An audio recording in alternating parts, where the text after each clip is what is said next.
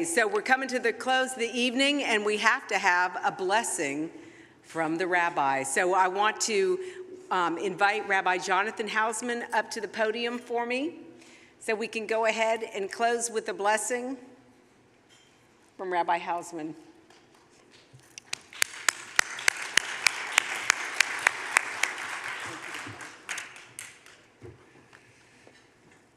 I'm supposed to give a blessing.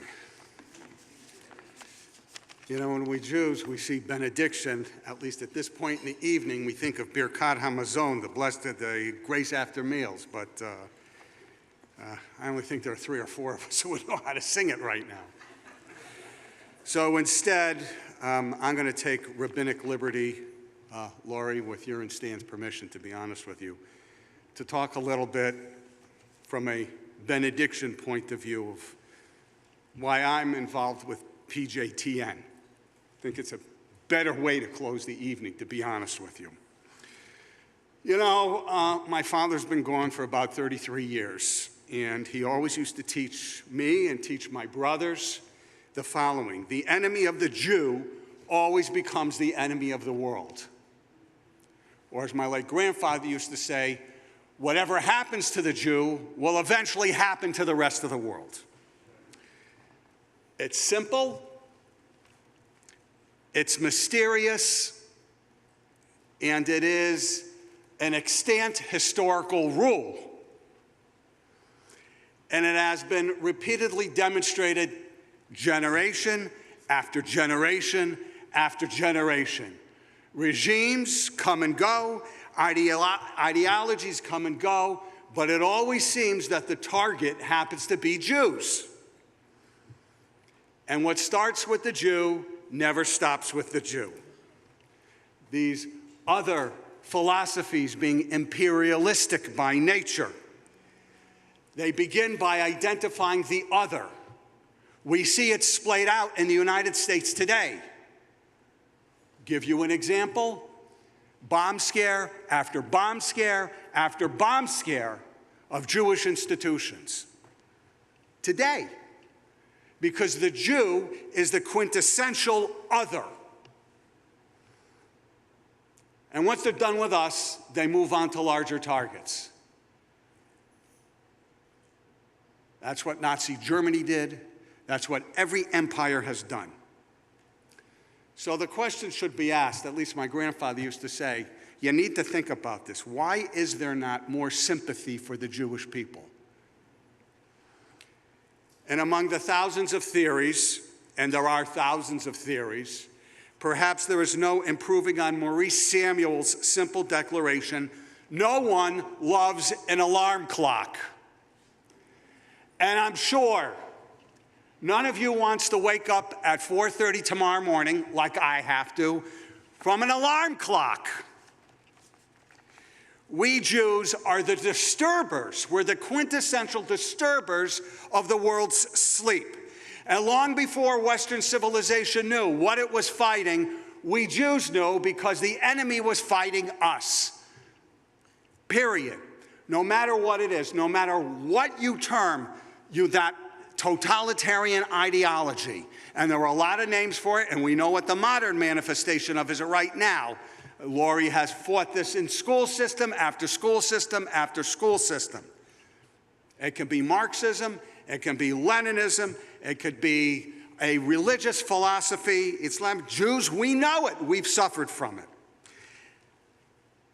And that realization has brought my people, interestingly, more indifference and contempt than affection. And as Father Nadav said from Genesis chapter 12, you can read it, verses 3 through 8. And God's command to Abraham: you will go out, you will find yourself, and the nations of the world will be blessed through you. That's what God says to Abraham. I want you to all understand something. God does not say to Abraham, the nations of the world will be blessed through you, and the nations of the world will love you for it. You know, it's just like, you know, instead of taking a left, had my ancestors taken a right, we would have had the oil.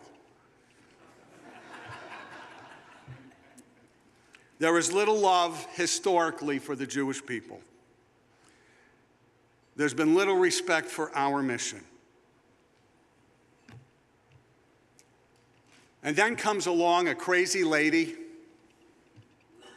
in 2008 who finds a nutty rabbi in Massachusetts, the ladies in Tennessee, the rabbis in Massachusetts, and an e-exchange starts, and here we are, 9 years in a row, you people have to suffer with me.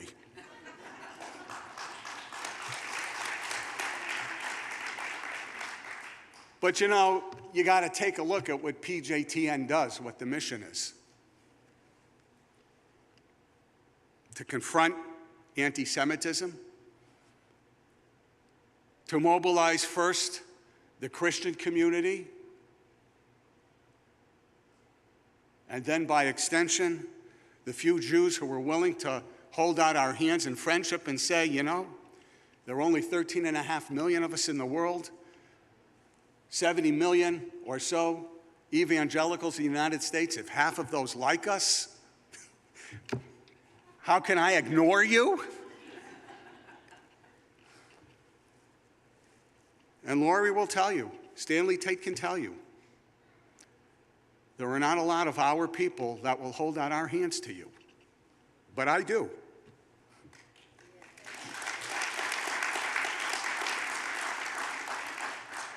To know that PJTN can take this message that you saw tonight and work with courageous people like Michael Little, Chris Mitchell. Chris, I'm not wearing my glasses, but I know you're here. I saw you when I was wearing my glasses. Jerry Johnson.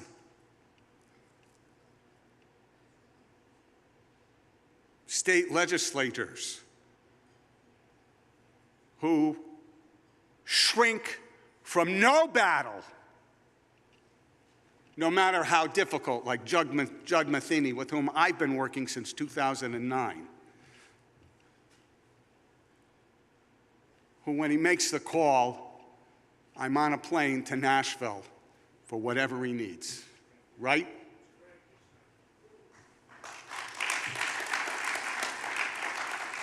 And to bring courageous people like the brave Father Nadav. אני רוצה להזמין אותך לדבר בבית כנסת שלי בבוסטון, Massachusetts. For those of you who don't know, I just invited him to speak at my synagogue. How many here speak Hebrew besides the Israelis and a couple of crazy Jews? Oh, you poor people. You know, this is a benediction. Benedictions are to be charges so that you can go out and celebrate the good work that organizations like PJTN perform. And I want you to know that it's not just me, but I have a cousin who's involved with this organization too, Michael Medved. He's from the smart side of the family. I'm from the side that's still waiting to get the brains.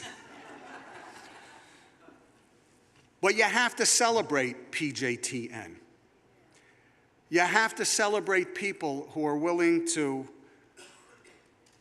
hold Jews in the highest esteem, understanding that God's eternal covenant still resides with us, that we are, as the Father said, the apple of God's eye, and the eyes of all other religious groups. You know, the latest Pew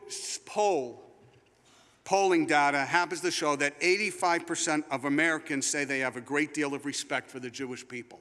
Who knew it was so high?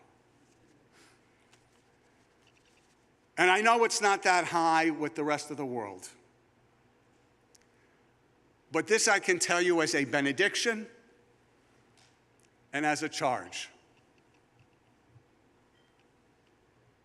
That if I and my people, at least those of us who wish to understand what our mission is, If we are the world's alarm clocks,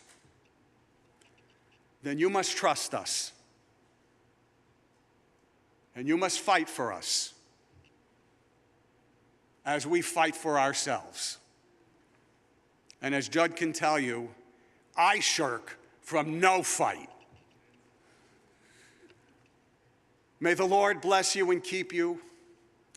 May the Lord cause his countenance to shine upon you and be gracious to you. May the Lord grant you the strength of inner wholeness and completeness. And I ask you to say, Amen. Thank you for all the work you do. And please, if you haven't donated yet, please do so before you leave the hall. Thank you.